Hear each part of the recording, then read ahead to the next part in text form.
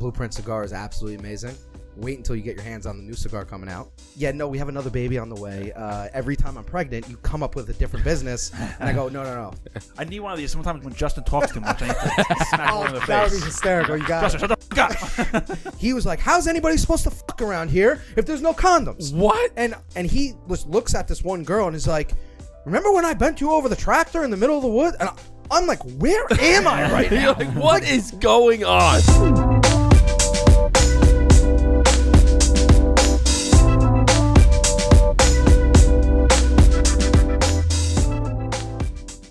What's going on, everybody? Welcome back to the Burn Down Podcast. We are in the studio with the Cigar Host, our boy Joe Ficchi. You might have seen him at a wedding. You might have seen him at a bachelor party. You even might have seen him. You might have hired him. You might have hired him. You might have seen him on TV at the New Jersey Housewives. Our boy Joey Ficchi, Cigar Host. Welcome. Finally here. Thank you, guys. I appreciate the opportunity. Yeah, we go way back. We've been following each other on Instagram for a while. We've met a bunch of times. We've worked some events together. That's it. So now we're finally here in the studio, and we got a lot to talk about. All the way from Jersey. Man, he made hell of a drive. Left at 2:45, got here at 5:20. Man, brutal. I love it. I love the dedication. I love even though you were technically quote unquote late, you had a lot of time to prepare to get here. So we appreciate that. Yeah. So we got to light up cigars, okay? And you brought us two of your cigars that you roll yourself. Yes. All right. There's a Connecticut and there's a Maduro. So tell us a little bit about these. So they're both Dominican Puros. So we import the tobacco from Dominican Republic, and then I have a responsibility when I do events, right? So I try to make my cigars enjoyable for everybody, but also nothing too crazy.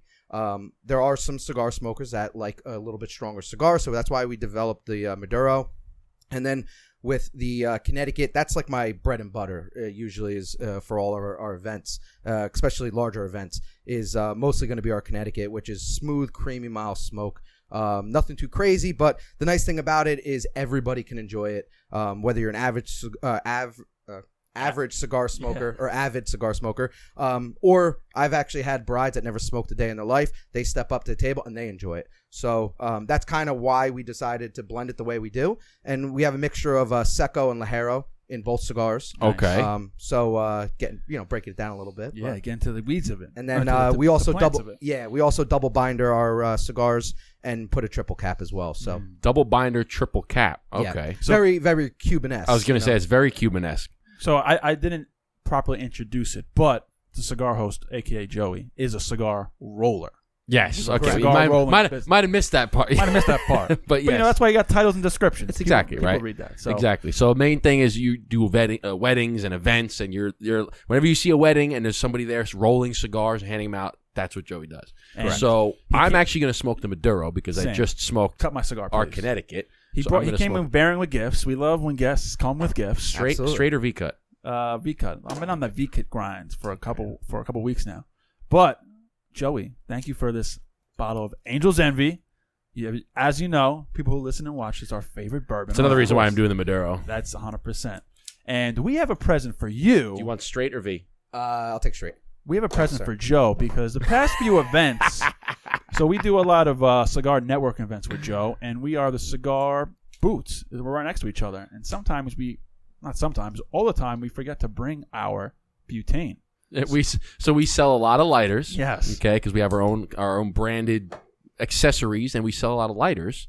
And for whatever reason, we always forget butane. It's all right. I got you. To fill up the lighters. So who comes to the rescue?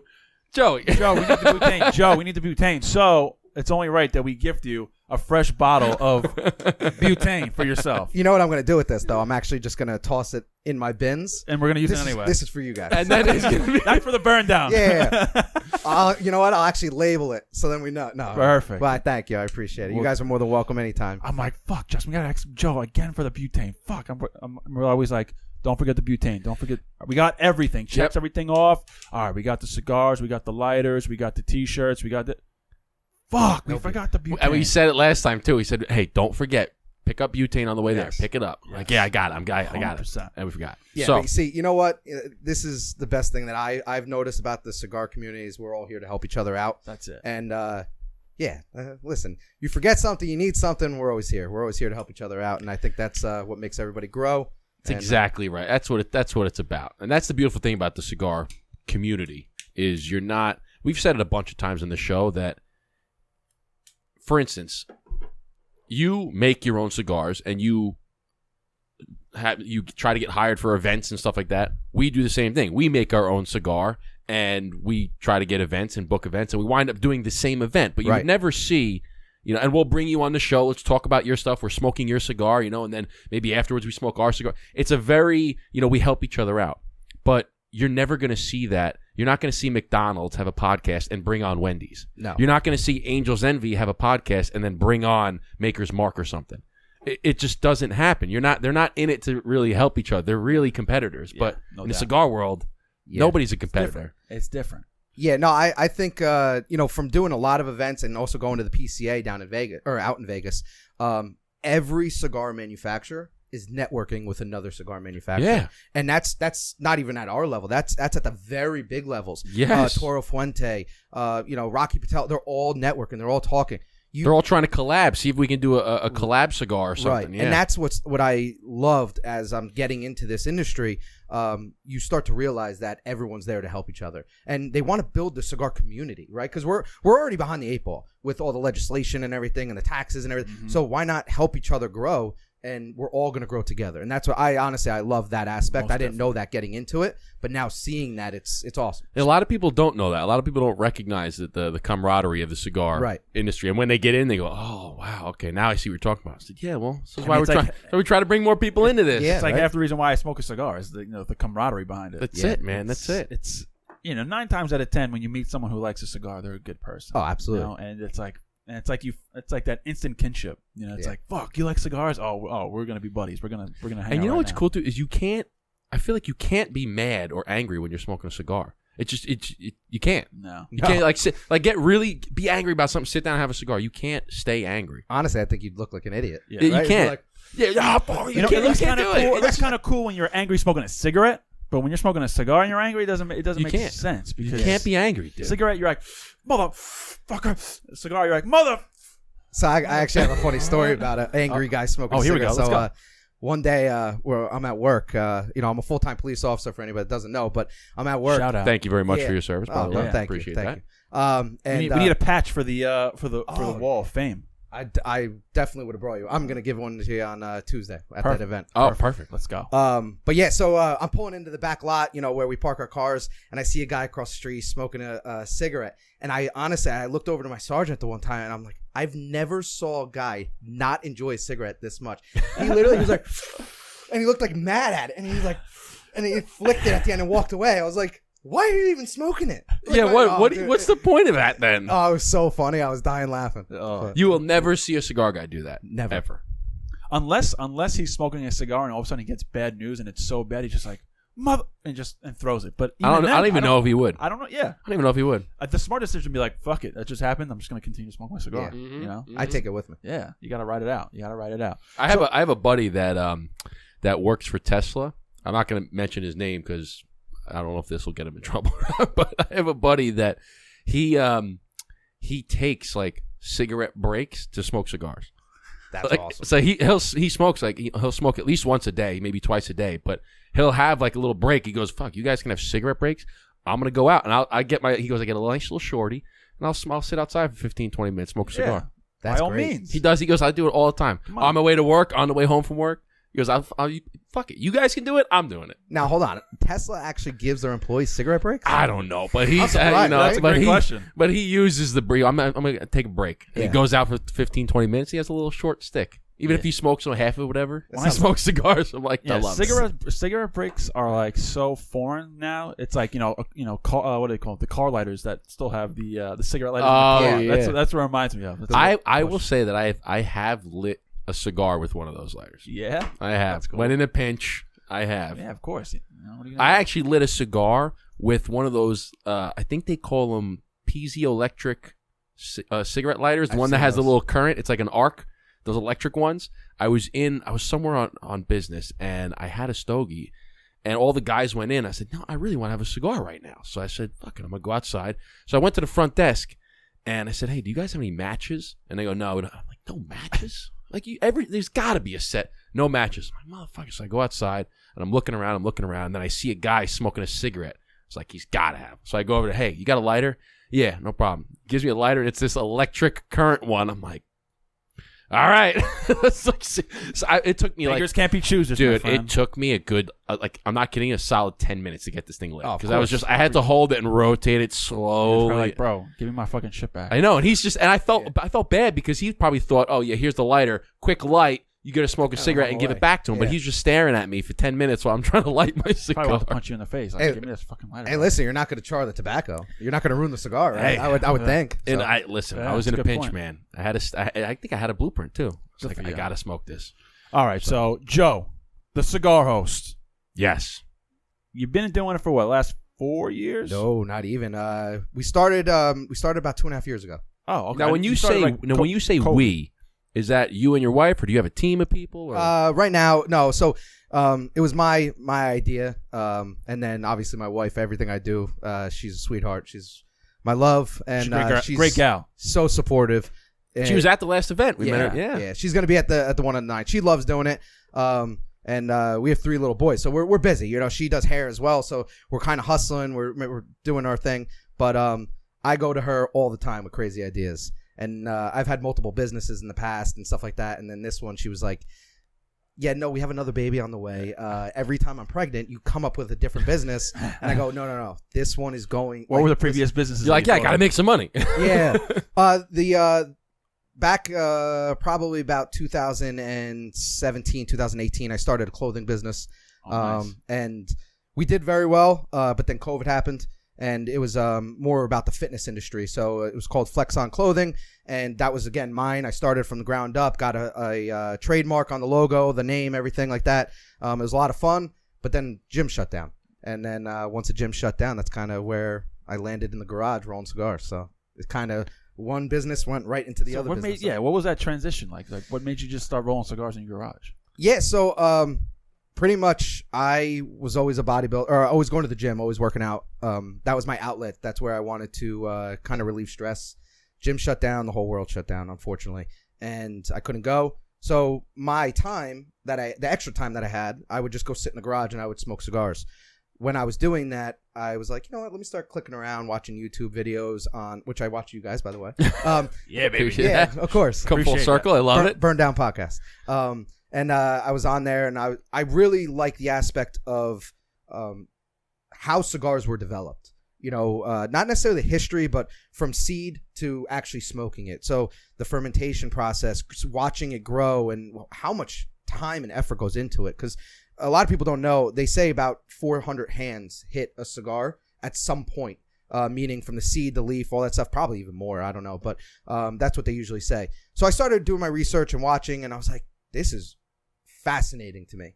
And then I happened to click on another video. It's people rolling. I'm like, I could do that, no problem. So I was like, why not? And what was that first attempt at rolling like? Horrible. Yeah. Everybody asked me, do you still have the first cigar you ever rolled? I was like, no, it went right in the garbage. No, it didn't even stay together. Yeah. It fell apart. No, but yeah. So I literally stumbled upon it. It's a passion of mine. I got good at it. Started handing out my cigars, and people were like, "Where'd you get this? It's pretty good." And that was the local friends, right? And I'm like, oh, they're just kind of, you know. And then I started handing it out to like legit people that smoke cigars. You know, like my uncle. My uncle, I've never seen the guy without a cigar in his mouth since the day I was born. And he was like, "Damn, this is pretty good. Where'd you get this?" And I was like, "I rolled it." No, get the fuck out of here. You didn't roll this shit. And I was like, "No, I did." You want to see? Yeah, right. And then honestly, I went to my wife. I go, "Listen, I love you to death. I'm here with a crazy vision, but I'm going to go for it." And she backed me up and said, "Let's go." Nice. And we kind of put the Flex On Clothing company to, I wouldn't say to sleep, but on the back burner. You know, I still own it. It's not really active, but I put all my focus into this. And here we are. So. Sick, man. I love it. So take us through, like, how long did it take you to get really good at rolling cigars? So I would probably say about a year and a half where I was like, all right, I can actually start promoting this as like a business. Mm-hmm. But the thing I always say is I'm never done learning. And I had the opportunity to sit down in Vegas with Steve Saka, the owner of Dunbarton Trust. He used to work with Drew Estate. He's in my opinion, a master blender, and to a lot of other people in the cigar industry. And when I had a conversation with him, he even said it, you're never done learning. You're always looking to learn. And he gave me a great story. I'm not going to go into it, but pretty much he was taught by a master blender himself. And the guy had a process of always working with this one leaf this way. And that's how he learned. And he said, he goes, once I no longer was kind of under his supervision, I switched it and I did my own thing completely against what I was taught.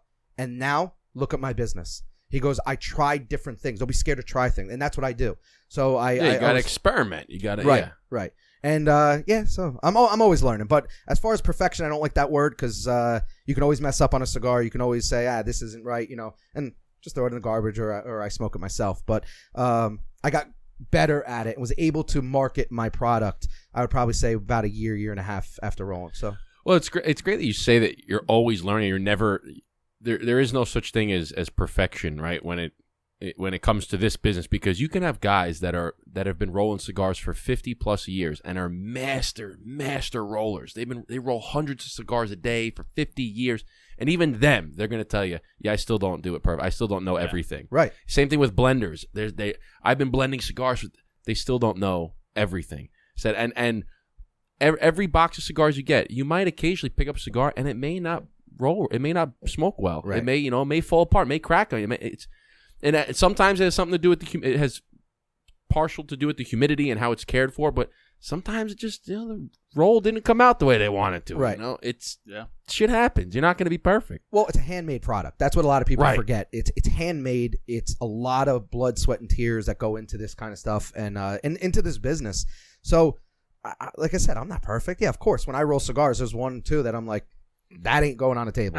So what do? I smoke it. You know what I mean? Like it's still smokable. That's actually funny because we have some cigars like when we're before we go to events that we're going to be handing out cigars, we will inspect, like we'll open up the box and we'll inspect the cigars, and if the cigar, if it looks like maybe it has like a crack in the foot or something, we just put that in our case. I'm like, that's the one we'll smoke. Yeah. Because I don't want to give it out to somebody. Yeah. And it's no bash on whoever rolls the cigars. It just shit happens. Right. You might get one at how many when you have a show or you're doing an event, how many cigars are you usually rolling within that time period? Yeah, so it really depends. I mean, we've done events where we have 400 or 500 people at like an event. And you're rolling the whole time. So we're rolling, but what people don't understand is I can't roll. Nobody can roll for that many cigars in that short amount of time. So what we always tell everybody is, I like to look at it as a culinary aspect or like a chef, right?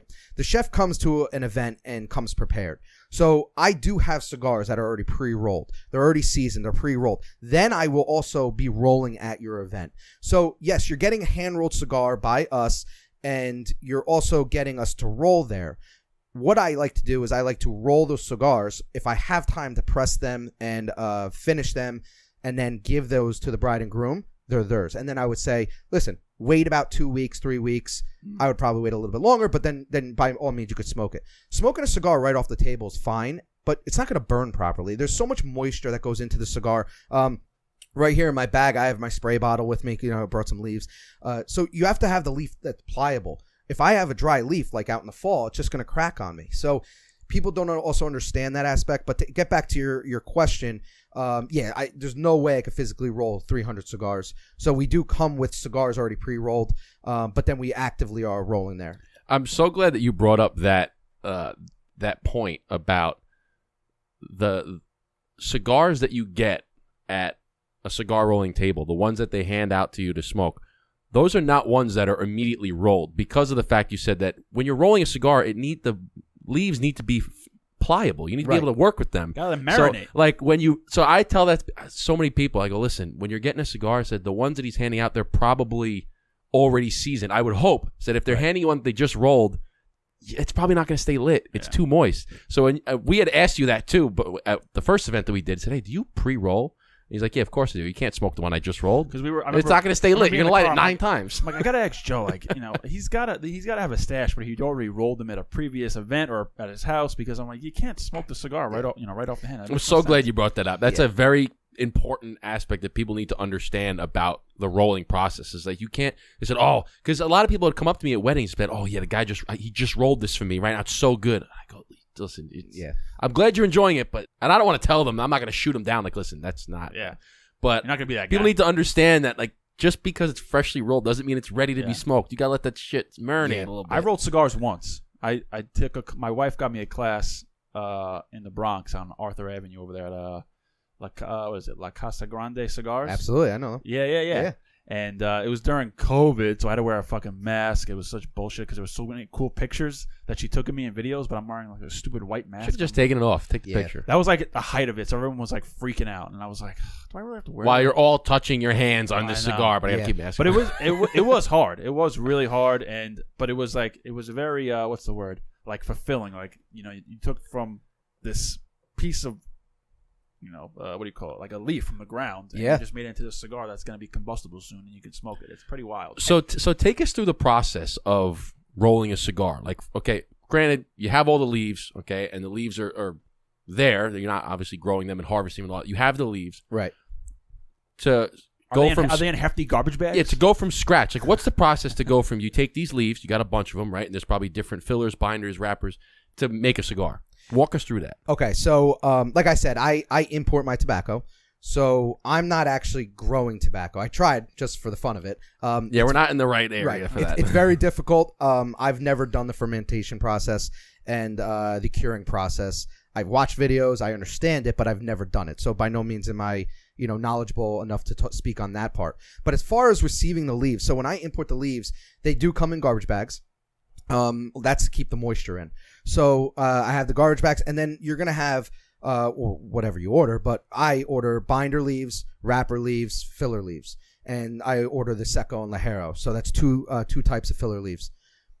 Pretty much to start is I would have my cutting board, and then I would take a binder leaf out first. Now, is it just a regular cutting board, like a? Yeah, I mean, a chef's cutting board. Yeah, you could do it on this. It's just you don't want to mark up any like nice. But it's not plastic; it's wood. I'm imagining. Yeah, it's wood. Yeah, and then pretty much what I would do is I would destem my binder leaf once my binder leaf is pliable, meaning there's enough moisture in it. I can kind of manipulate the leaf without ripping it. If you have minor tears in it, it's fine. But anyway, I would destem it. So I take the stem out of the middle, and I have two sides now. How do you destem it? You want me to show you? Sure. Do you have one? Yeah. Fuck yeah. A little bit easier if I just show you. Right? I should have brought a freaking cutting board out here and had him roll one. I got it. Oh, he's got one? We're gonna do a video. We'll do that. Yeah, we'll do that after. Post-production video. Yeah, I'll just show you a binder leaf right now. Yeah, I want to see the different types of leaves and stuff. So this is. You know what I wanted? I want him to. Maybe after this, we'll try rolling ourselves. Do you have enough for us? Slap me in the face with that thing. Yeah, right. Maybe we'll do that afterwards. We'll do all three of us. So he'll teach us how to roll one right here. That's what I was saying. We'll do it after the podcast. Yeah. We'll do a little podcast. And we'll put your phone up, put my phone up. We'll do that after the show. So this is what's called a handed tobacco. Okay, so pretty much it's binder leaves bound at the end, and what I do is I'll just pick one out that it looks good. I take it, I spread it out, I work it, and then usually I'll have to spray it down. These are actually not too bad because I sprayed them before I came. Now, what are you looking for to see that it's good? Just not major tears. I mean, like this has minor tears in it, as you see, the minor tears. Like here, that's fine. We can use that. Now, if this was a wrapper leaf, that might be different, right? The wrapper is the most, the outermost leaf. It's supposed to be the most beautiful leaf. Why it's most expensive. A lot of times, binder leaves are wrapper leaves that didn't make the cut. So wrapper leaves, you want no tears, obviously. Right, no blemishes. Sometimes there's sunspots on leaves. But the binder, as long as it's not a significant tear, it can still hold the tobacco. Yeah, right. Especially because I double binder it as well. So good point. Pretty much this vein right here, this whole vein would come out. And that would come out. I'd be left with this side and this side, two separate pieces of leaf. Now I would overlap them. And then now I would prep. That's pretty much prepped as far as my binder. So do you need both pieces to make one binder? So you take the stem out, you overlap them, and that'll make one binder? It will. And some cigar manufacturers or some cigar... Can I grab that? Yeah, absolutely. I need one of these. Sometimes when Justin talks too much, I need to smack one in the face. That would be hysterical. You got Justin, shut the fuck up. Yeah. But yeah, so some cigars are made with one binder. So we double. I guess it depends on the size of the cigar too, right? It also depends on the blend too, because that's also going to give flavor into the cigar. Double binder, single binder. I think I will whiff it out. Yeah, you know, they smell great. And then once the binder is pretty much set, you then start. I want to make a cologne that smells like this. Yeah, it's called just Smoke Cigars all day long. Yeah, there right. you go. I love the smell of tobacco. Oh, it smells so good. That's why it's like whenever it's funny because whenever people walk in here, it smells like cigar. It's a cigar lounge, okay? So like whenever I have people over for a party or whatever, and my stepfather comes in here, he goes, "Now that's what a man cave should smell like." And then you'll have like girls in here, they go, "Oh, it stinks." I'm like, it's a different taste, right? Yeah.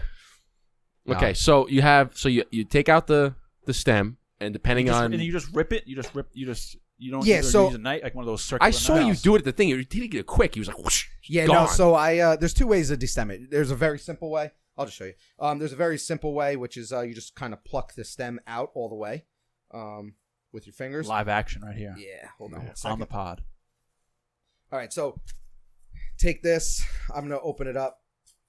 Hopefully this is all right. See, like that hole right there, not a big deal. We're still going to use it, right? It's now if that was a wrapper leaf, I might be able to use one side and maybe not that side. Depends on where the hole really is. But then I would take it, find the bottom of the leaf, which has the most exposed the veins in the leaf. I find the center stem, and now I can just either do it where I just constantly just keep picking it out, or you could do it a little bit fancy and you just take it, roll it over the back of your hand, and now they just came out like that. That was sick. That was like a magic trick. Yeah, poof. Yeah, that was So pretty cool. and then this, you just discard this. Yeah, I mean, if you want to chew on it. I was gonna say you could chew on that. You can chew on it, right? Well, the most nicotine is found in the stem, so if you want to chew, I've never done it, but I've heard that other people do. You just you gnaw on it. Go for it. No, you don't have to, dude. That was pretty. That was like a legit magic trick. That was like. Well, whoop. I'm curious to actually chew on. Here, you can. I just want to see what it. I've never done it, but like I said, I've heard that people do. That's. I mean, I didn't even know you were gonna say that. I just felt like you could gnaw on that. So you can just go like this with it. I guess. Yeah. That's like farm. That's probably why farmers they have like hay in their mouth all the time. Listen here. I mean, it doesn't taste like anything. Listen here, boy. It doesn't taste like anything, but No. I'm gonna show you how to roll a damn cigar. I'm gonna stem out with my bare hands. Here's the thing: is as you're rolling, I feel like it's either you have a cigar in your mouth, or you have a stem in your mouth. I'd rather have the cigar in my mouth. I always have a cigar in my mouth. Now, okay. So let me ask you this: does that impart any flavors into, like, if I'm smoking a Nicaraguan cigar as I'm rolling something that should be Dominican, is that gonna change any of the flavor, like depending on the cigar you're smoking? I don't think so. Listen, I'm on social media, right? We're all on social media. I get criticism all the time if I post a video of me smoking, like with my cigar here. TikTok is the worst. Oh my gosh, people have go to a factory and let me. Oh yeah, they're smoking while they're rolling. Oh my god, it's nonstop smoking. Yeah, and guys will be like, "I don't want ash in my cigar." Then don't buy my cigar. I'm not dropping ash. Then don't buy any cigar. Right. I'm not dropping ash in my leaf, and if I am, I would see it, right? Like I'm not rolling my ash that's coming. It's amazing the amount of opinion. I mean, everyone has an opinion, right? But it's like I see it on TikTok and I see it on, I don't know if you use YouTube Shorts, but the most people who are so opinionated negatively are on those two platforms all the freaking time. I'm like, shut the fuck up. Like, shut the fuck up. And it's hilarious because and we see it all the time with the negative comments, and they're posting whatever their case is. They're fuck this, blah, blah, blah, blah. And I'm like, do you realize that you're actually helping the video by posting or by commenting? Do you respond to them? So it's like you're pissed off and you're commenting, but and they write out these long ones. I said, do you realize that you watched the video 5 times while you were writing that? So thank you for writing this crazy comment because you're helping the video. Right. Yeah, I like to engage with the people like that. So I actually have a strategy with this. So there's either two ways I go about it. I should say 3. If somebody bashes me, I mean like brutal bash, I'll actually message them. And this is what I usually say. And I just did it the other day, which is great. Nice. If somebody brutally bashes me, I mean like relentless. Like what? What's just like, look at you, you're fucking, typical Italian. Look at your eyebrows. You got your eyebrows done. Like that's I got that. Fuck you. So what? I've got my eyebrows done. Yeah. Okay. I take care of myself. That's why I look fantastic. Yeah. Exactly. Thank you. Yeah. So I've gotten that 100 times, and what I'll do is I'll be like, hey, listen, I'm only trying to push out positive content, and I'll put this in public in the. It seems like something's bothering you. You don't know me. I don't know you. If you need somebody to talk to because there's something going on, I'm a friend. Reach out to me in my private DMs. Damn. Don't you know? Either 2 things happen. They reach out to me or that message comes down. And I don't do it to be like, yeah, got you. Wow. I'm in the the mindset of I'm trying to grow my community, whether it's social media. You don't need to go on my website and buy cigars. You don't need to hire me. But if you follow me, I'm your friend. Yeah. I try to be friendly with everybody. The second thing I do is I will laugh at it if it's funny, like the eyebrow one. I'm sorry. That one I did laugh at it, but I said espresso instead of espresso. Oh, yeah. I was talking fast. Listen, give me a break. And the guy rant on me. It was hysterical. I turned it into a video. Then that video got like 12,000 views. So I would have made a video Thank you, saying sir. espresso. That's what I did. And so it worked in my benefit. So That's great. Some people just like That's great. I like that idea. I think I might start doing that. That's a great idea. Yeah, when I sometimes I'll if I have some extra time on my hand, I'll just start going back and forth, and I don't. You do it just to build the comment train. I don't go Hey, go that's a back. technique. I That's don't good. go back like negatively if they're like, oh, you're an idiot, blah blah. blah. I'm not like, well, fuck you. I will be like, I'd be like, hey man, thanks. I hope you're having a better day. God bless. Or like, or I'll respond to what they're saying and try to adjust it. But I'm never like negative back towards them. One guy was going on and on and on in one video. I said, it tells me a lot about your personality, about you sending me 3 separate like comments. And he's like, well, it doesn't fit enough in there. I'm like, God bless, man. I hope you have a great day.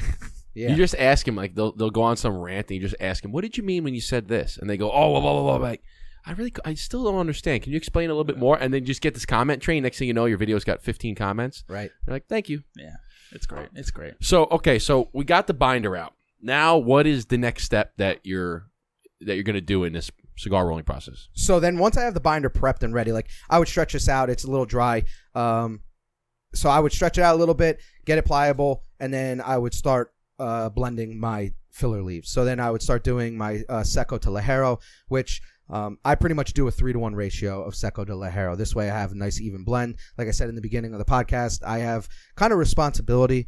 I'm not making a cigar for retail sale. I mean, we do sell it on our website, and everybody's welcome to go and buy it, try it out. But CigarHost.com. Thank you. But my main thing is events, right? So again, I have that responsibility. I have a ton of people. A lot of them never smoked a day in their life, but they want to be involved in the excitement. So I want to bring that cigar community to them and welcome them. I'm not going to throw a triple Ligero cigar, in their mouth, and then next thing you know, they feel sick. They'll never smoke a cigar again. Right. That fucking guy Joe Exactly. sucks. The guy with the fucking fancy eyebrows. He gave me the Doesn't do worst shit. cigar I've ever had. How many cigars have you had? Only that one. Right. It's a terrible cigar. So in my mind, if I did that, I lost I did not do a good job, right? So I do the 3-to-1 ratio. It's nice, creamy, mild smoke, and it works for me. So that's why. What do you do in the Maduro? So the Maduro, I'll do it 2 to 3. So Okay. I step it up a little bit more. A little bit more. No, and that's why I'm saying it's nothing too crazy. No, this is more of like a I would say this is a medium, Right. A medium strength. Yeah. So this one's probably on the mild side. And so it's the same blend, just has a little bit bit extra. more. Okay. Yeah, same tobacco, just a little bit more Ligero, which Ligero has a little bit more nicotine in it. It's a little bit stronger. You're going to get more of a full-bodied flavor out of it, and that's why I kind of do that. So. And that's actually just the different parts of the leaf, right? Yeah. So great question. The tobacco plant grows straight up. Ligero is at the very top, and from what I've learned and educated myself, again, I'm no expert, but the Ligero is a lot thicker and coarse material or thickness of leaf because it's at the top, it gets the most sun, it wants to protect itself. Nature, things want to protect itself. So it starts developing more nicotine. And usually on a plant, the most amount of nutrients goes out to the furthest tip. So that being the furthest tip has most nicotine, and that's why you get that different flavor. Now you move down to the different tiers. You have Ligero, you have Seco, Viso, all that stuff. They're all different flavor characteristics. So when people are blending, again, I'm no master blender, but when you have master blenders, that's what they're looking at. And people don't understand how much time and knowledge and effort. I mean, again, I'm geeking out because I think it's fascinating that I could take this leaf from this plant and then the leaf down here and get 2 completely different flavor notes out of it, right? And so from the same plant. Now Same just plant. add there's different plants for each country, and now add there's different countries. right, and not only that, there's different seed varietals. Yeah. And there's also different methods of growing it. Are you growing it under shade? Are you growing it, so it's crazy. I've always compared it to wine. When people always ask, like, okay, I'm smoking a cigar, but what am I actually, how do you get flavors? I go, it's the same thing with wine. I said wine is made from one ingredient, and that's grapes. There's different types of grapes. There's different regions where it's grown. There's different growing methods. I said, but it's one ingredient. They don't add chocolate and leather and raspberry, just grapes. Just like in cigars, they don't add chocolate, espresso, coffee. Like they don't add that. Right. It's tobacco. That's it. Just different regions give different flavors, and that's the whole the whole process of the blending. How you can. Do you ever ship cigars internationally? Have you gone there yet? So I've had a ton of inquiries, especially now that I'm on TikTok. Insane. But I'm very, very honest with people. I'll ship it to you, but I don't know what the price of the shipping is going to be. Yeah. So people ask me all the time, and then I do the calculation. It's like $45 to ship 5 cigars to somebody. I'm like, I'll do it. People will do it. People will do it. People will do it. We've shipped cigars. I mean, we have somebody right now that wants us to ship to Australia. I didn't tell you about. That's awesome. Good for you. But he's like, I want to buy like 10 cigars. I'm like, listen. I know a person in Bulgaria, too. Yeah, I was like, listen, and here's another thing, too. I said, listen, I'll ship it to you. One, I don't know how much. I got to calculate the price of shipping. And two, I don't know what's going to happen when it gets to your border. Like, if I never say that it's cigars, I'll just say it's handmade art. That's why I was bringing it up, because I was going to say when we ship it, you have to fill out the label like what this is, and we always put handmade art because. Interesting. It is not lying. It's a loop. It's a little bit of a loop. It's a handmade piece of art. So listen, I have cigars in my humidor that I refuse to smoke. I refuse to smoke. Not that I'm a crazy, like it's nothing crazy, but they're great cigars. They're hard to get their hands on. And if you go into my humidor and grab it, you're getting your hand slapped. Mm-hmm. So it's you're getting this bush of leaves again right across the face. Exactly. Yeah, I had a cigar in there that was, I actually saved it for my wedding day, and I had the cigar. I think I even had it before I even met my wife. That's awesome. It was the Opus X BBMF 2014, and was it the purple? Yep, purple rain one. And I had it in there, and it was just back right corner, and it was just so funny. I was just going through my phone, like going through videos and stuff, and I think yesterday, and I came across that video of you smoking, and I was just watching it, and I did a party foul, and I did share a couple tokes of the cigar. Yeah, he asked me. I was like, bro, this is like $150 cigar, probably even more now. Yeah, I was like, you gotta let me take a couple puffs. Yeah, and people say like I taste smoked meat. I legitimate taste like 100% meat. It tasted like cigar. charred meat. It I didn't have like to do anything crazy. I didn't have to do a French inhale or any kind of retrohale. It's wild. It was just like I was like right off the bat. I was like, yeah, damn. Because I asked him, I said, "What do you taste?" He goes, "Dude, I taste like smoked meat." I said, "I taste meat. It's like I bit into a piece of smoked like steak, like the charred end of a steak." We were next to this ginormous bonfire, so I don't know if that contributed to it, but the senses were there. Hey, listen, that's great. That was one of the cigars that I'll slap your hand if you're gonna. I have one in my. I never smoked one, so now you got me excited. Now I might have to smoke. Well, now you have to. Maybe when the kids graduate or something, Yeah, most definitely. Big milestone. Or when you retire from the police force, that'll be a. Do you smoke cigars on the job? No, we're not allowed to. Because I've seen some. I asked my brother-in-laws that too, and they can't. I see some parts of the country, some cops like smoke on the job, and I'm like, I wonder if that's a thing. Like, go back to cigarettes, like cops smoke cigarettes. I think back in the day, people definitely did. When I was younger, I definitely saw a guy. He was directing traffic. This is just my personal life, like just driving, and I saw a guy smoking, directing traffic. I think listen. I love cigars. I'm a cigar guy. I just don't think it's necessarily appropriate. True. We're trying to set an example, especially nowadays with the way things are. I want to set the best example for not only the police department that I work for, the town, but also for the children that look up to you and stuff. So yeah, I smoke cigars in front of my kids all the time, and they understand it. But it's. I don't know. You made a cute video with all your kids processing the package. Oh, that was so cute, man. I was like, damn, I want a couple of sons to make a cool video like this. So awesome. You have 3 kids? I do. Yeah, 3 boys. 3 boys, and how old are they? So I have 5, 4, and 20 months. 5, 4, and 20 months. Yeah. Damn. So almost 2 years old. Wow. So you're in the thick of it. Yeah. Honestly, you're in the thick of it, man. Honestly, it's we're cruising, man. Yeah. We're doing we're good. So. Well, now the third one. Now you're like, I've done this twice. Right? Yeah. I'm good. And how long you been a cop? In my 12th year. Oh wow. So, okay. Oh wow. So 12 years. Yeah. See, both of my brother-in-laws are NYPD. One is community affairs. Okay.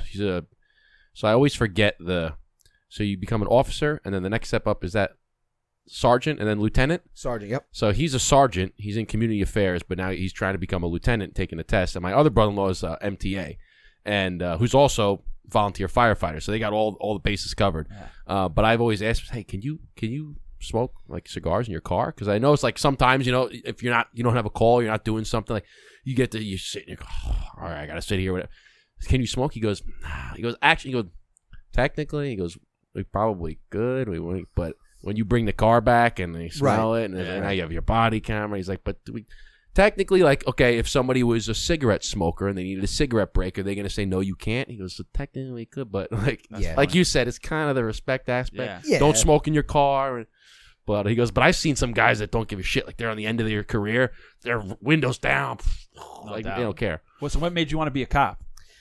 I always just wanted to. We always had a family friend that was friends with my dad. He always stopped by the house with the car. You know, he worked in the town that we lived in, and I always wanted to give back to the community and try to help out. I was a big wrestler. I went back to my high school and I gave back coaching for almost like 10 years. So it just kind of always trying to make an impact is like a big thing to me. Yeah. And especially now that I got my own kids, obviously. But at the time I didn't. So I always wanted to try to help out and give back to the community. Always like the aspect of not having to sit behind a desk. I'm a very fast moving person.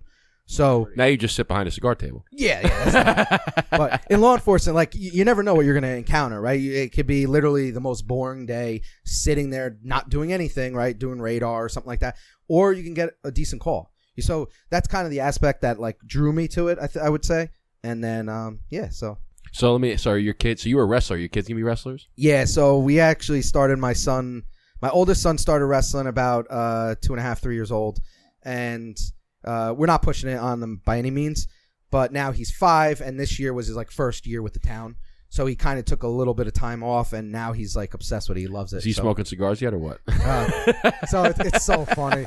They love. So we do car shows and stuff, and they are a riot. People love them. So my one son will put my fedora on. He's like, "Get your cigars here, come on." No, he doesn't. Oh my God. He's an entrepreneur. So we were up in Lake George this past year. And he was like, I want to make my own money. So he started drawing and selling his drawings, and it was hysterical. One guy walked up and he's like, how much for the drawing? He's like, $5, but for you, 1.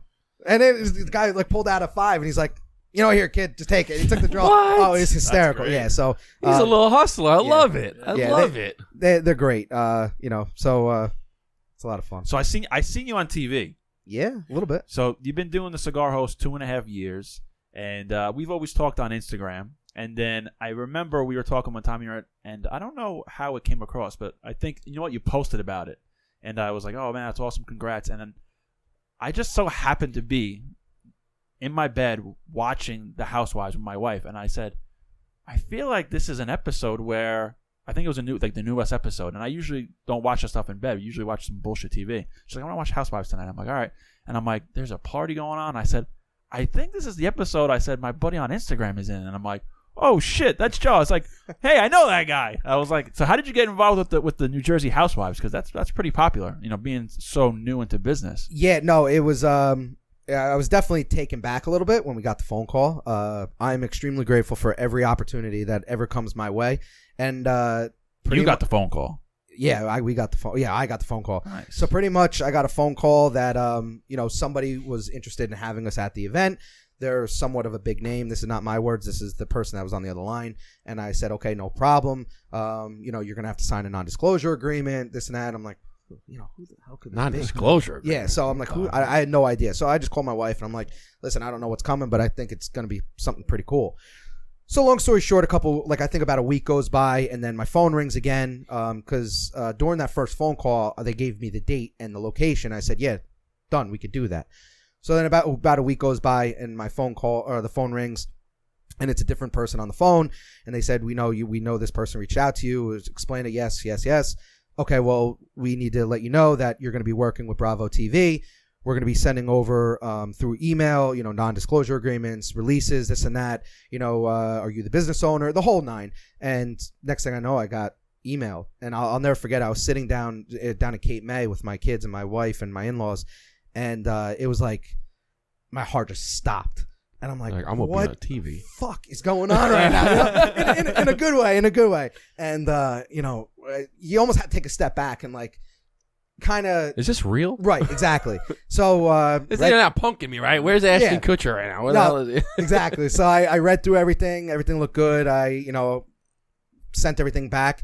And next thing you know, we're scheduled, we were booked. I got the opportunity to work with Bravo TV and the production, which they were phenomenal.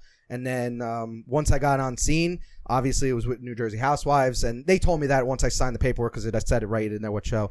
And then I got to meet everybody on there. So I got to meet like Joe Gorga, Melissa Gorga, you're drawing a blank right now, Margaret, and everybody, Dolores, she was a sweetheart, and they were so nice, so welcoming. I can't really say anything negative about them. You know what I mean? They're really funny. They like to have a good time. They didn't flip over your cigar table like, this is bullshit. Fuck this shit. You know what I thought was really awesome? I thought it was me and my wife were there. We were sitting there, and Dolores walked up, grabbed a cigar, and I think I cut and lit it for her. Most likely I did.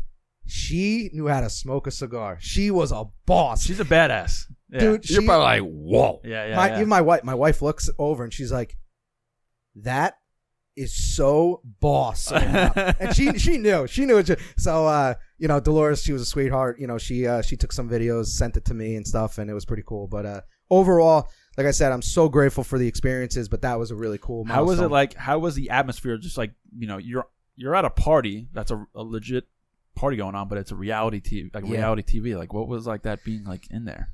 Listen, you just got to be yourself. You just got to be natural. I mean, obviously there's nerves flying around, but I'm not the center of attention, right? So we did get some TV time. We got some on the actual show because you're not always guaranteed that, and that's what they spelled out right in there. You're going to be there. Your cigars might make it. You might. It depends. So we got a little bit of B-roll, and then we also got the fact that I was cutting and lighting cigars for them, and I think they got a little clip of me rolling. You definitely got some face on. Yeah, I was like, that's the guy Joe on Instagram I talked to. Yeah. So it was. I just tried to be natural. You know what I mean? Awesome. Just kind of. You probably settle in. You're like, I'm just doing what I do every week. Like, in the first 5-10 minutes, I was like little butterflies, because you don't know what to expect. And then after that, I'm just me. Man. Yeah. Either you like me or you don't. So it is. Take it or leave it. Yeah. Exactly. But, I can imagine. You get the, like you said, you get the butterflies first half hour or so. Then once you start settling in, you're like, all right, this is just like another day in the neighborhood. And honestly, the coolest thing about that is you realize that people that you see on TV that are celebrities, they're normal people. They literally just wanted to have a good time. Yeah, they're being filmed and they're doing whatever they got to do. But they were drinking, they were smoking cigars, they were mingling, they were walking up to my table when the cameras weren't even rolling, and they were asking questions. That's awesome. How do you do that? So they're just regular people. Trying to have a good time. So, man, that's cool. That's cool as hell. Yeah. Mama, I'm on TV. But I was legitimate laying in bed, like falling asleep. I'm like, all right, you're watching the show. All right. And she's like, next on Housewives, so-and-so has a party. And I'm like, huh? I'm like, I think this is the same video that Joe was posting. I was like, I got to stay up now and watch it. Wait, so hold on. So you were watching New Jersey Housewives by yourself? No. You weren't listening. Hey, listen. You were watching with your wife. And were you not listening to me? Justin? No, I'm listening to our guest. You were saying he was on New Jersey Housewives. Yes, and you just Justin. said, yeah, I was watching it. And I was like, yes, we were in bed and my wife put it on. I said the whole story. You have to play it back and listen to it now. Where's that bush of leaves? Pay attention. But yeah, so now what's the next big thing? What's the next step for the Cigar Host? So we have a couple things lined up, a couple big things coming. Some I can't really disclose, but nothing astronomical. But what I always like to say, you gonna be on the cover of Cigar Aficionado? No, I wish, right?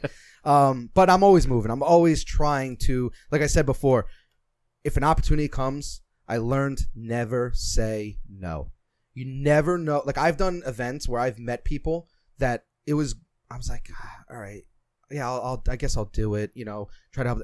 And then the next thing I know, somebody walks in, and I'm like, oh shit, I didn't know this was going to turn into that. Yeah.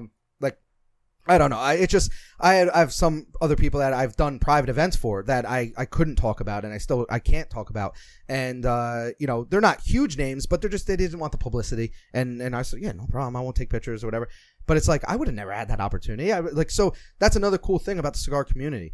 You get regular Joes that smoke cigar, no pun intended, and then you also get people like celebrities or very high status that smoke cigars. So you guys, I've seen you guys have, some people that's big names smoking your cigar, which is awesome. You know what I mean? Like, I'm so happy for you guys. So it's isn't it wild when like you see, like, we'll get people that send videos, and it's like Ed Reed, for instance. Ed Reed's smoking our cigar. He comes on, he goes, man, I love you guys. I'm big fans of you guys. And I'm like, what? Yeah.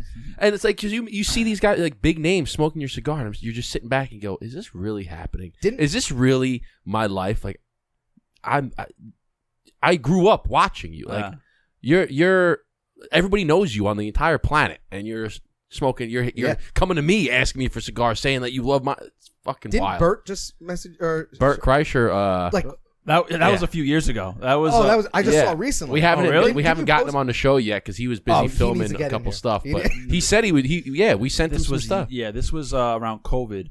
We my brothers were like, yo, they're big fans of Bert Kreischer. They're like, yo, Bert like always goes on Instagram and like shouts all the people that sends him like packages. He likes cigars. You should do it.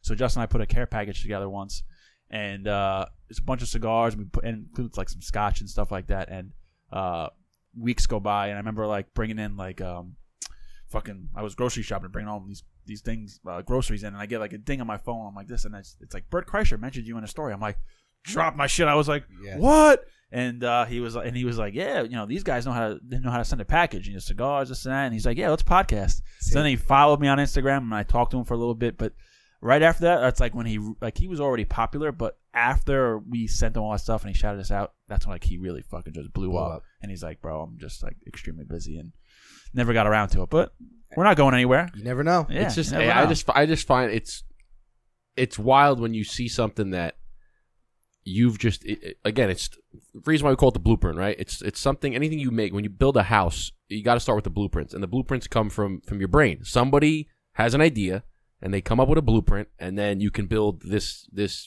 beautiful house, right? So that's why we have the blueprint. So when you see this idea that you had and it comes to fruition, and then you see all these people, like Eric and I I remember like one of the first events that we did. We're just sitting there, and I grabbed him up. I said, all of these people here are here for us and are smoking our cigar.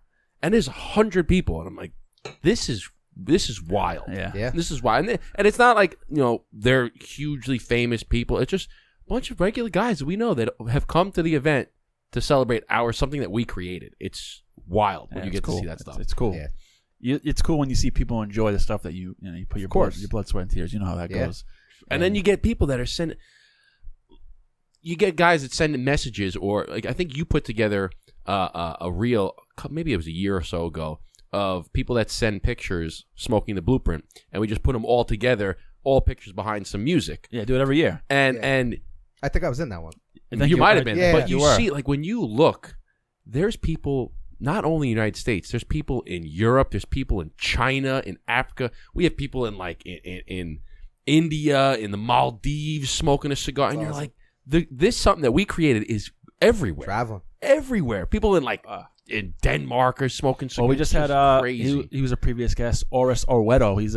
He's a British actor and movie producer, and we sent him a few blueprints back in the spring, and he saved a couple, and he just took it out of his humidor, and he was like smoking it before like his next movie shoot, and he was like, he was in Glasgow too. Yeah, Oslo, Norway. Yeah, and he was like, yeah, guys, you know, he's like, I told you, you know, I'm aging the cigar, it's going good, and he's like on a rooftop, like just chilling. Awesome. I'm like, man, and one of your buddies went to the Maldives for his honeymoon. He's smoking a blueprint in the Maldives. Yeah. I'm like, what the? But see, that is a testament to the hard work and dedication that most people don't realize goes into it behind the scenes, right? Like I know, and I barely even see what you guys are doing. You guys are hustling.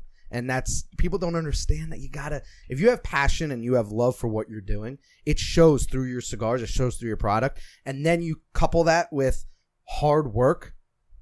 They always say, I've always heard it somewhere that says it takes 10 years to become an overnight success, right? And it's so true, because you look at any of these people that they seem like they come out of the woodworks and they're super famous, right? Yeah. But you don't see that they've been doing it for 5, 6, 7 years with no attention and no traction. I see that with like a lot of actors. Yeah, and then all of a sudden, bam! I'm like, who's this new popular person? And then like you look at their history and like they've been acting since they were 14. Oh, they played that small part in that TV show or that movie, and they're like, yeah, I've been. And now they're huge. Yeah. I'm like, damn, it doesn't happen overnight. So it's everything is exponential. And like business is exponential. You can tell like there's like two type of people that, I don't know if I say two type of people, but people that get it. There's one person that'll just say, you make any money from this? You know, you make money? Or they're like, wow, that's your passion.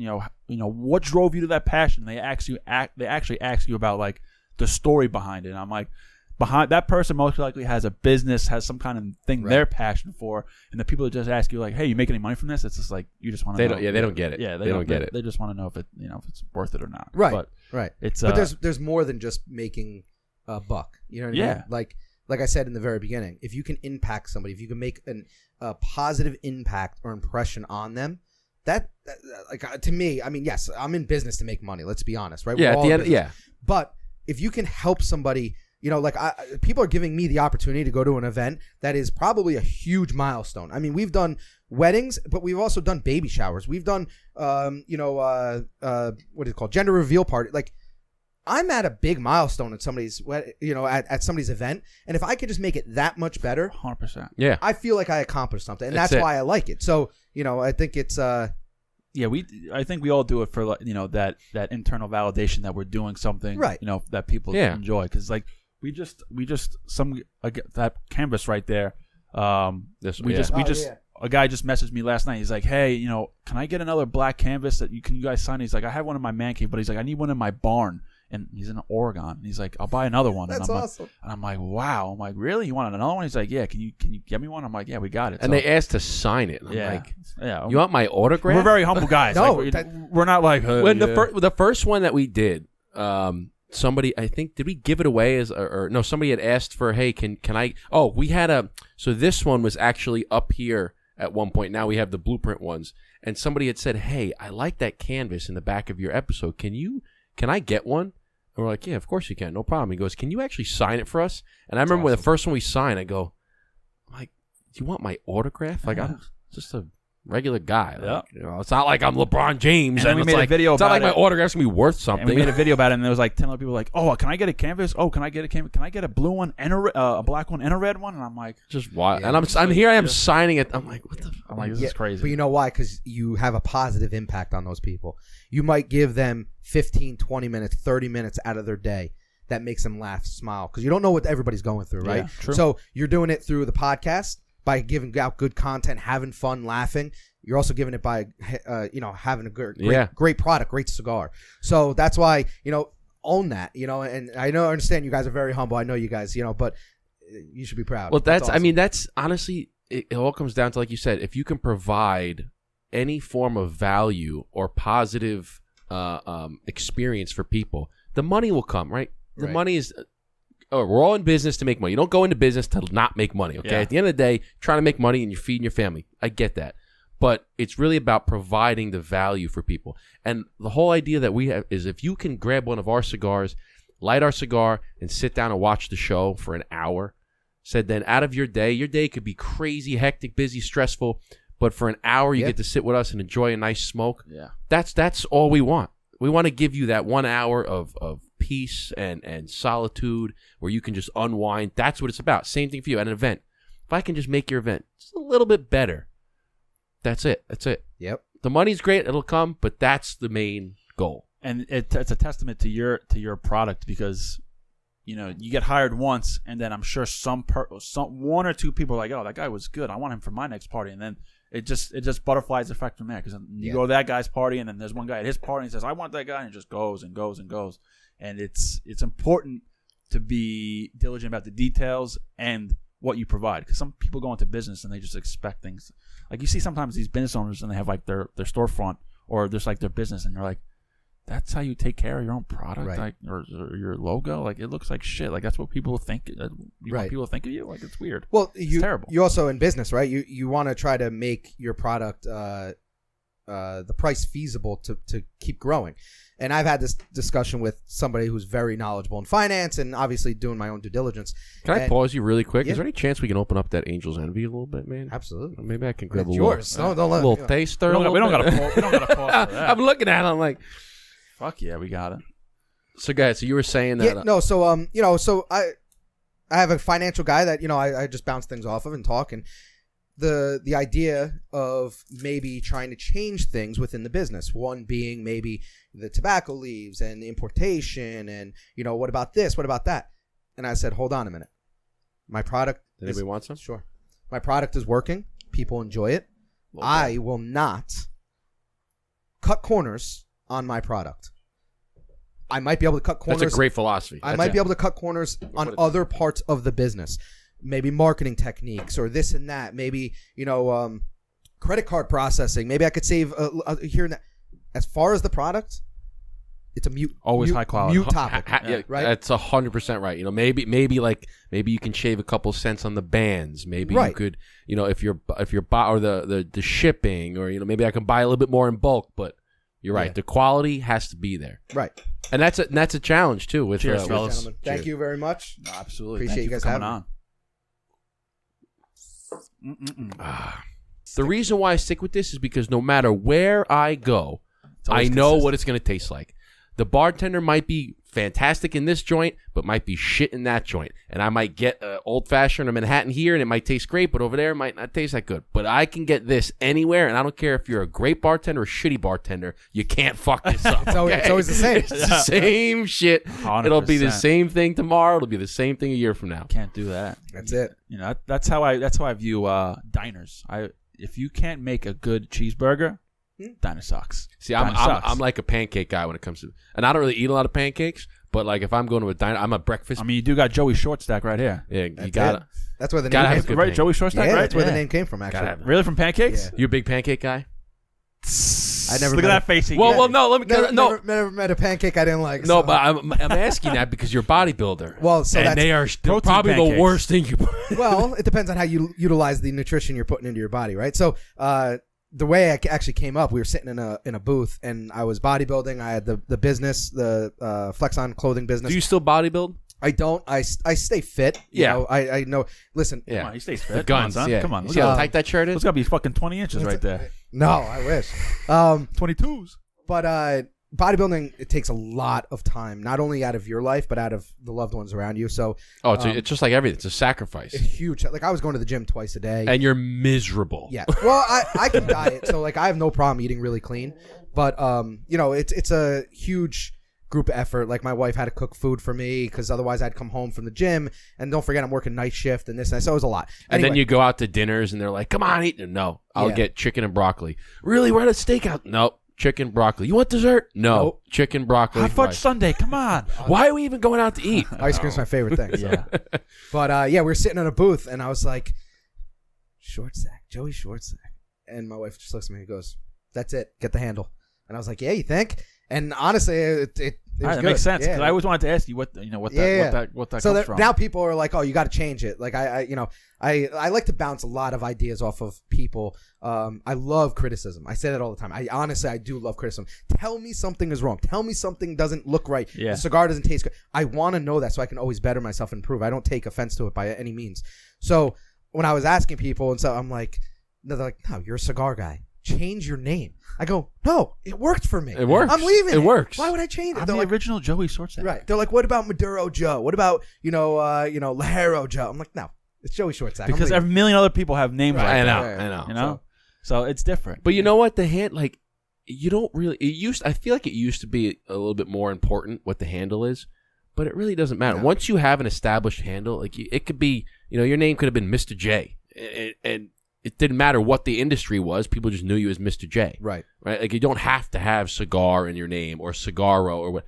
I mean, look at look at Michael Herklotz, who we had on our show. Yeah. It's just his name, Michael Herklotz. But everybody knows him in the cigar industry as Mike. It doesn't. He's not Michael Herklotz Cigars or Michael Cigars. It's just Michael Herklotz. Yeah. The handle thing can sometimes backfire because sometimes if people don't know you, they call you by like people call me all the time, brothers. Oh, it's Brother Cigar, Brother Cigar. And I'm like, yeah. What's funny too, mine is the Dapper Cigar, and I don't look very dapper right now. Yeah, no. So I'll be like at events with a sweatshirt. I'm like, "You're the Dapper Cigar."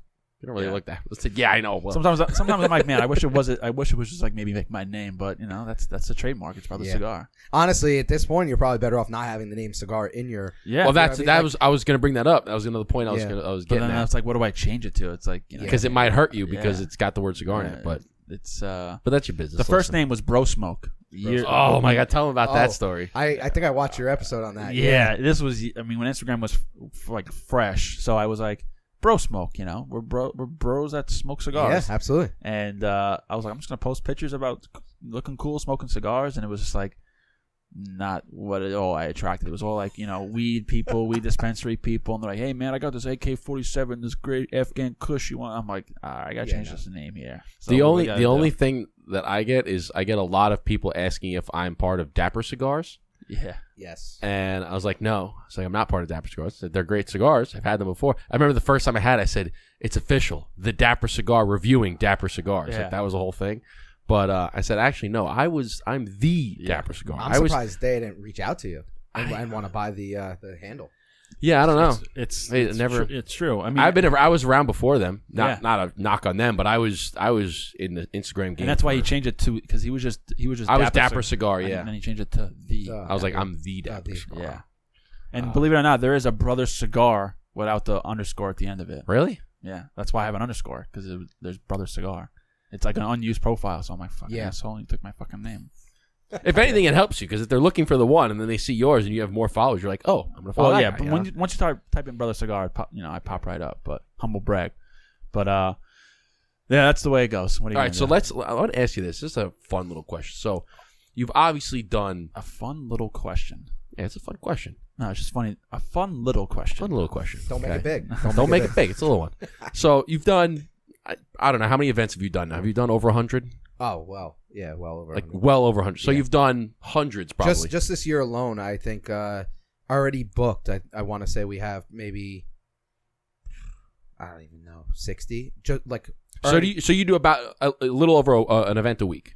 It's hit or miss because like there's a season, right? Or at least for me, True. What I'm looking at is you'll get trickles in for December, November, but the fall is crunch time, and then summer. So it follows like the wedding trend. The wedding right? season, yeah. A lot of people will do like summer parties, backyard parties, and graduation parties, stuff like that in the summer. So those come in last minute. Like I'll get a phone call, hey, it's Tuesday, I need you here on Saturday. Okay, well, we'll make it work. Yeah. But as far as the weddings, people are booking weddings out 2 years in advance.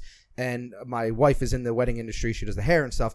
And they even see, like wedding planners even see, that it used to always be the summer months everybody wanted a wedding. Now it's shifted. Yeah. And now it's all the fall. Mine was fall. Yeah. See, mine was the wedding. We got married in 2015. And that was like, everybody wanted a wedding in the summer. Now everybody wants that fall wedding. It's beautiful. It's beautiful weather. So what do you like better, Christmas or wedding season?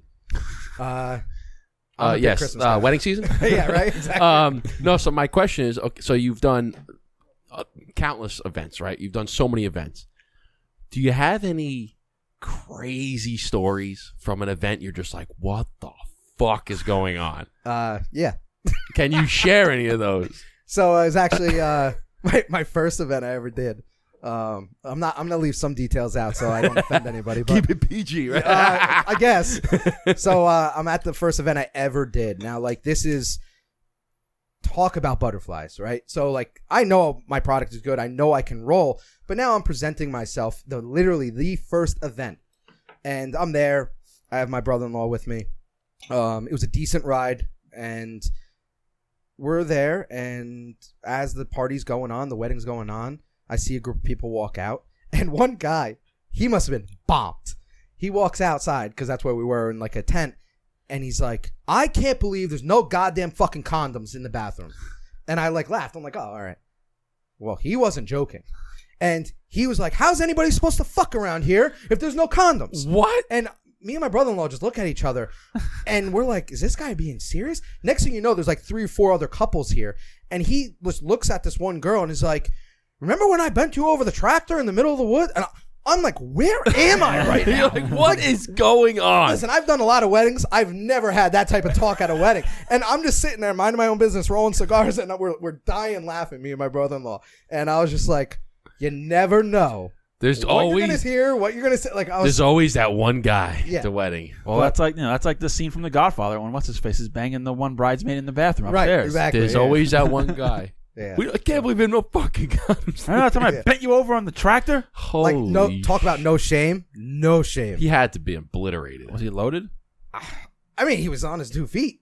I still, even if I'm loaded, I'm not talking like that in front of. No, and then pointing at somebody. Yeah, you remember when I bent you over? And she was with somebody else. Oh, at the wedding. God. And he was standing there with his arm around. Did a girl. he do anything? I would. No, they were all laughing. Like, so I don't know if they. What was it, a swinger party? I have no idea. No, they all dropped their keys and a little boop, boop. Maybe I was outside. They were inside. So they're putting those cigars somewhere else. You know what's hilarious? Speaking of that, did you know that this is totally off topic, but in the movie The Grinch, you know Jim Carrey's The Grinch? No, I never heard of it. Yes, I know where you're going with this. So in that movie, yeah. You know the scene when they drop the little Grinch in he drop calls him off from the sky and goes and he drops him off on the front doorstep. Yeah, they all put the keys in the. They're all putting the keys in a thing, and I had no idea. I'm like, I just thought, okay, maybe nobody wants to drive, right? I didn't realize that's a swinger reference. They were having a swinger party in a Dr. Seuss flick. They got to make the kid flicks, somewhat relatable to the parents. I was like, holy shit. Things get crazy in Whoville. I always thought, they do get crazy in Whoville. I always thought it was just like, drinking and driving. That's what I thought. But then I'm like, well, then they just go back in their bucket. But then I, it's because of social media. But like the premise behind that of why you put your keys, the whole bowl. So the idea is you put your keys in this bowl, and then when you pick out, that's who you go home with. You pick out somebody else's keys. Yeah. I want to. Not that I know. No, the brain's going. Maybe that's why it was called Whoville, because you pick it out and go, who? Oh shit! Conspiracy. I'm just putting things together. Conspiracy. Oh shit! Conspiracy theory going on right now. Shit! Baby. Damn, Whoville, because the whole Whoville is just a whole bunch of swingers. Who are you going home with that night? Just swingers everywhere. Your kid may not be your kid. Holy shit! Lindy who? What is her name? Lindy Sue who? Whatever. She might. I love it. Picks Cindy Lou. Cindy Lou. She might not be. Yeah. No, those might not be her parents. Oh well, what does he say? What does he say when he looks at the kid? He goes, "Honey, our baby's here." He goes, "Looks just like your boss." Yeah. Wow, conspiracy. Wow. There's got to be a conspiracy out of that. Wow. That's amazing. Wow. Did you know that his suit actually wasn't green either? Yeah, it's all makeup. No, the suit that he puts on, like the Grinch suit, it wasn't green. It's brown. Really? And they had to put green lights on it. Yeah. During the filming, the suit, it was actually more brown than it was green. And they had to use like green lights to. So if you ever watch the video, there's always like a green uplighting on his outfit. Yeah, okay. I know that. And he actually had to take. He got trained by like Marines on how to control his breathing because he would like hyperventilate in this suit because his pores are just covered with pounds of makeup. Because he's in this suit for 15 hours a day. They said the prep time just for him to get ready to go out on set was 8 hours. Yeah, and then he would film for another 8 and then go to sleep. Yeah. Sick. Jim Carrey's an animal. There was talks about him coming back to do another one. And you know that whole thing was in like a big freaking Universal Studios. It was like in a gigantic warehouse. And he was on this. There's a photo of him and Eddie Murphy because they were filming Nutty Professor in the same time. Oh, really? And there's a photo of the Grinch and Nutty Professor both in costume at Universal Studios. That's great. Sick. That's classic. Sick. Because that place is gigantic, man. Do you? I'm sure you do, but do you have plans down the road to pass it down to your sons? Absolutely. I would love to. The Cigar Bros. Well, you're gonna have the one son's gonna be the market. He's gonna be walking around. Come on, get your cigars. Come on, come over here. Get a whole custom roll. So it's so funny. He's 5, and he is. Not my words, but my parents and everybody else. He's a spitting image of me, and I was a crazy nut. Like, listen, if music's playing, I'm the first one on the dance floor. I'm the last one to leave. I don't mind having a good time, partying, and his mannerisms, everything, right? So he's hysterical. And he was your firstborn. He's Joey. He's Joey Jr. Is he? He's a third. Joey. Yeah. Wow, so you're the second. I didn't know that. Yeah, we have Joey, we have Rocco, and then we have Franco. Wow. So all Italian, Irish names, right? Yeah, very Irish, very Irish, very Irish. But Joey now he's getting a little bit older. He'll grab my phone and he'll go, off somewhere. And next thing I know, I look at my phone like a day later, and there's hysterical videos in there. And when he like almost like lets it sit until I find it, and then when I'm like, Joe, what the is this? And he's dying laughing. He goes, you got to put that on YouTube. I'm like, get out of here. Right? Well, you got the perfect setup because if all three of them take over the business, you're going to have one guy who's going to be rolling. You're going to have one guy who's going to be like the marketer going, and then you're going to have another guy who can be like the videographer who's going to get all the social media stuff. So you got one guy who's on the social media account getting all the footage. You guys rolling. The other guy, hey, come on. It's like a perfect setup. You got bases loaded, man. When we go to events, my wife, she's the best, but she gets shirts made or has shirts made and has a Cigar Host logo on the front, and then on the back it says Future Cigar Rollers, and people eat it up. That's man. awesome. People, that's awesome. So does she have little fedoras for them too? The youngest has one, like a baby one, but the older ones they don't, but they'll just wear mine. Does he wear a vest too? No, not yet. You know what the other thing? By the way, I love that whenever you're at events and you dress just like this with the fedora. Great. You gotta look. You showed up. So the last event, we actually had my good friend Brian, my childhood friend, known him my entire life. He was the best man at my wedding. He came to the event and he was like our. I said, listen, you can come with us. Said, but we'll comp the fee to get in because you had to pay for a ticket. So we'll comp the ticket. But can you like take some videos for us? He's like, yeah, absolutely no problem. I'm not doing anything. My wife's in Central America somewhere on a bachelorette party. I'll be there. So he was taking all the videos for us and stuff. But he saw you come in. He goes, that guy definitely rolls cigars. Because I said, we're actually gonna be next to our buddy Joe who rolls cigars. And you come in before I could even introduce you. He goes, that guy's rolls cigars. I was like, yep, that's him. Yeah, look the part. Half the battle's looking the part. Right. And that's part of my business. Like I said in the beginning, like I have a product. I want the product to be aces. People pay good money. You're getting a good product. Yeah. And that's not only what's on the table. That's you. Me. That's my knowledge. That's everything. You know what I mean? So it's the image too, right? Right. It's something to be said. Like if you have two cigar rollers and the product's the same, you got a guy dressed like you who's dressed nice, got the fedora, looks like a cigar roller, and they have a guy in like a tracksuit. Yeah. Right. It's like, listen, he may roll great cigars, but it's part of the image. It's part of the experience, right? You gotta. That's all it's all about. It's funny. You actually took the words right out of my mouth. So I say this all the time because I get people that call me and they're like, well, I'm talking to this guy and I'm my own person. I am my own business. I don't talk about anybody else's business. I will say what I do and what our product is. If you like us, go with us. If we're not a good fit for you, by all means, you're not going to hurt my feelings. I just tell you. But that being said, I bring something to the table, and that is professionalism, and that is the full look. And now you might get somebody that can roll a 10 times better cigar. I'll be the first one to admit it. You might get a guy from Cuba that has been rolling for fucking 75 years, but he might not give you the entertainment aspect that I might give you. And that's part of what we do. Yeah. And that's what I pride ourselves on. You know what I mean? So it's the full experience. Exactly. We got to talk about this. Your fucking man cave that you just built, baby. Bro. Have you seen that? I have not seen this. You guys will be there very soon. I have not seen this. Hopefully. Bro, his man cave is Instagram? a cigar lounge / podcast studio. Is it on Instagram? Yeah, videos on TikTok, Instagram, everything. Oh, I'm going to look this up right now. Bro. Hold the phone. Bro, hold the phone. Bro, She's we got a definitely Canon. looked this together. It is sick. Hold on a second. Tell us. So while Justin looks it up, Hold the phone here. Yeah. Hold the phone here. I asked your wife about it. I'm like, I'm on 1%. Hold on a second. you? She's just like, you just did it. It doesn't bother me because everything is, you can't smell anything. It's all secluded. So how did you get your own cigar lounge essentially in your home? Well, I'll start by saying a lot of hard work, but no.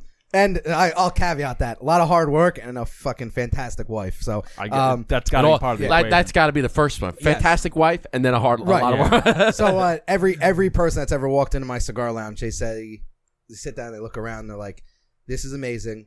You don't have a average wife, like a normal wife. Like 9 out of 10 wives will not allow that to happen. 100%. And that's why I say, she's fucking, she's the best. But anyway, so I had a vision. I kind of did a research, and it's something I like to do. Going back to criticism, right? I went on Reddit. I went on all forums. I did all that information. 9 out of 10 people are going to go and they're going to research how to do something. I researched how not to do something. And I said, okay, this is everything that I will not do because these are all mistakes that people, nope, that's a JR cigar. That's not, okay. Is it further back then? Where is it? Is there a reel on it? Yeah, go, if you go to my TikTok. Yeah. I don't have TikTok. I'll pull it up on on. TikTok for you. Yeah, this is, it's legit. Look, who's the first video that comes up on my TikTok, though? There he is. There he is, the Cigar Host. Just posted that a little while ago on the way here. Hold on, let's see here. Oh, I'm just going to click on your thing. All right, hold on. So this is, here you go. So this is a video. Okay, let me see it. But Shit. that's not even all done. So the whiskey bottles are all up and everything. By the way, that's Crazy Stupid Love. That's where that gift comes from. Oh, Aaron. okay. He's never seen Crazy Stupid Love. Oh, really? Never. Yeah. Oh, never heard. so I always tell him that. So this after I saw this movie, Ryan Gosling in this movie is the reason why I became dapper. Really? Cigar. Like that's the reason why I started dressing dapperly because I saw this guy and I said, I want to look like that. How fun is it?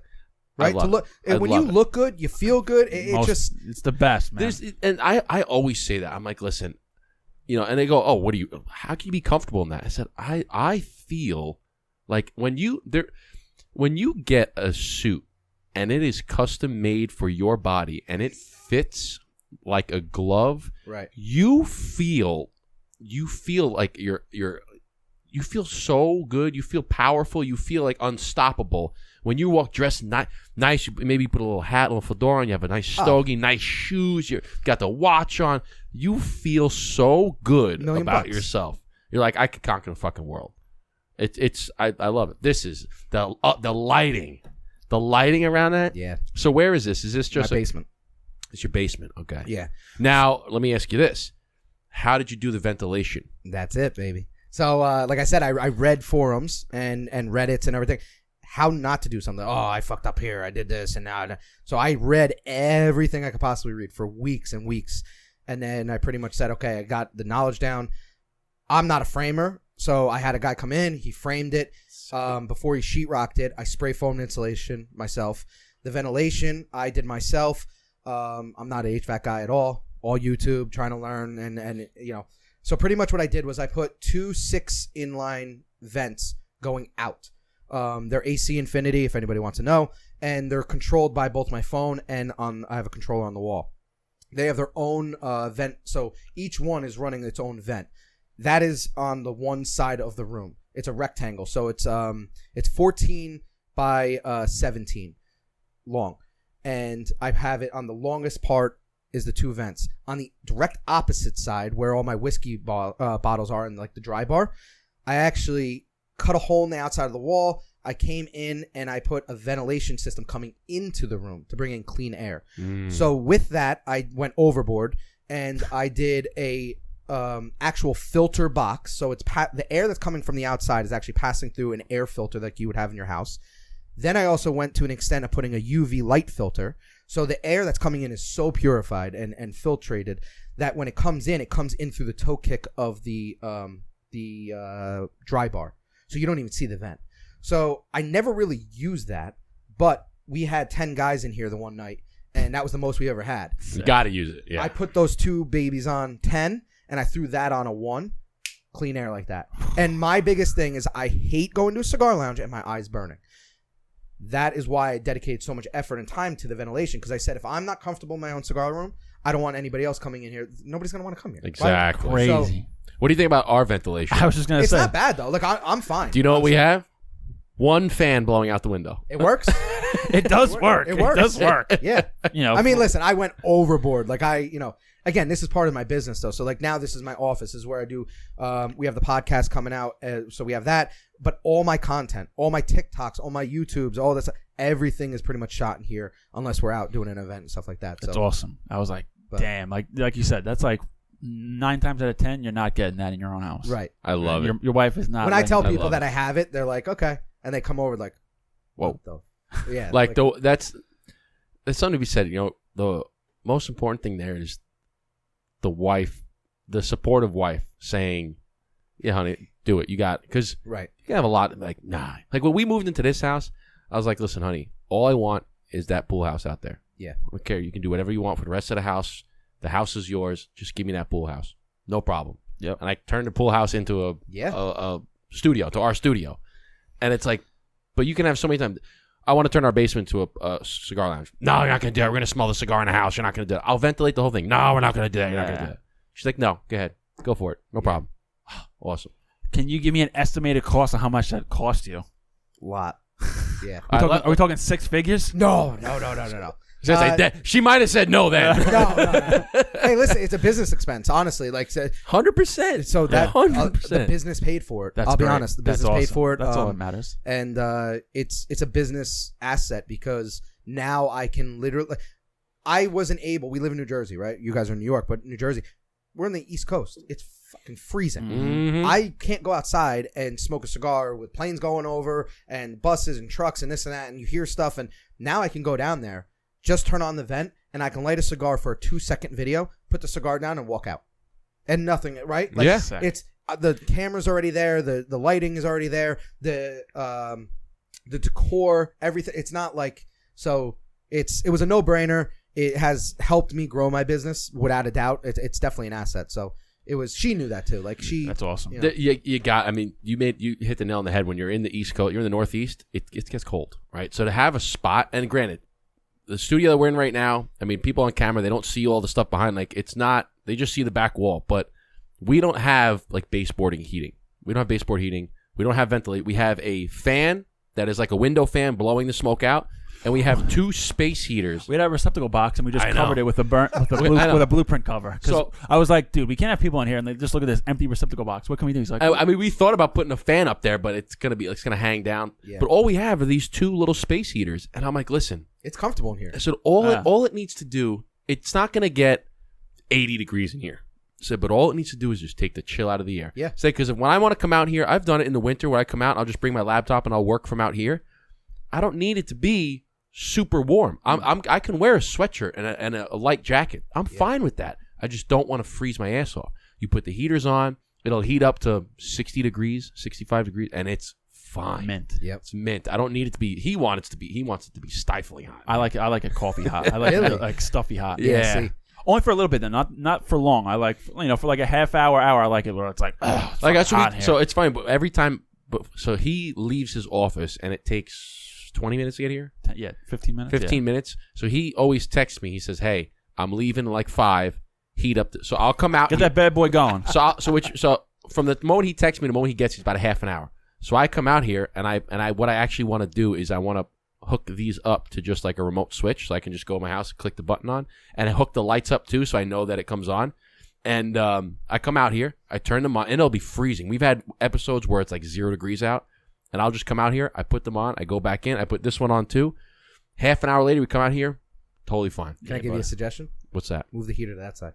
Yeah? Yeah, because then the heat is going to travel this way, right? So it's going to warm up the room a little bit more. And then get right sucked there, out there. Sucked out there. Because we have this one too. That's what I did with my room. I did a cross ventilation. People didn't understand that. So I have the baseboard. I have the intake coming in over here at the bottom, and I have the vents going out over here. So what happens is if I turn this on, it's a cross ventilation. It's pushing the smoke up from the floor up and out.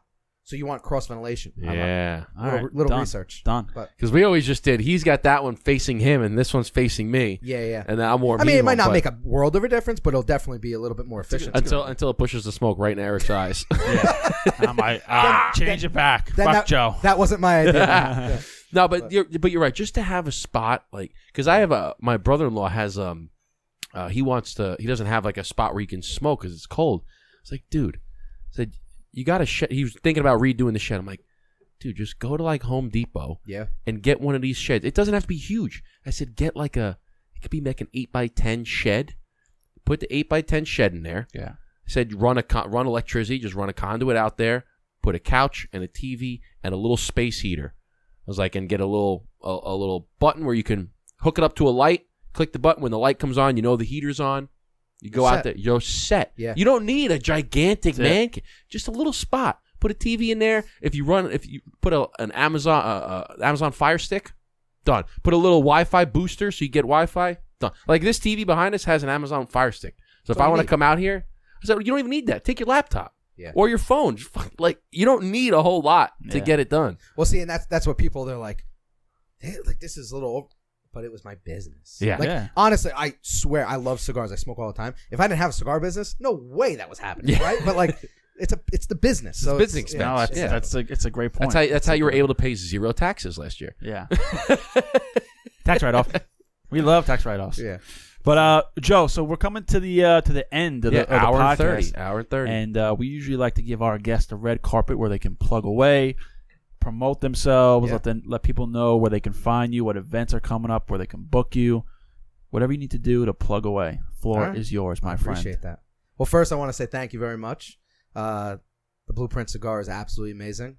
Wait until you get your hands on the new cigar coming out. So listen to this guy. Listen to this guy. Highly recommended, and I mean that wholeheartedly. Highly recommended. Appreciate it, man. Thank you. But yeah, if you want to check me out, definitely follow us on TikTok and every other social media, YouTube, TikTok, Instagram, at the Cigar Host. If you also want to follow me on Instagram, my personal account, which I post a lot of my stuff on, that from the other social media, at Joey Shortstack. And look out for our podcast coming out. These guys, hopefully, you're getting an invite, so hopefully Easily. coming out. This will be out this Friday. Yeah. And then, I appreciate everybody. If you want to book us, my phone number is all over the place on my Instagram, on my TikTok. It's also on our website at thecigarhost.com. But we'd love to be a part of your event in any aspect, and no party is too small or too big. So we'd love to be there. Amen, brother. I love it. All the best. We wish you nothing but good luck, my bro. Thank you, guys. I appreciate it. And with that being said, we'd like to say cheers, chin Cheers. chin, and salud.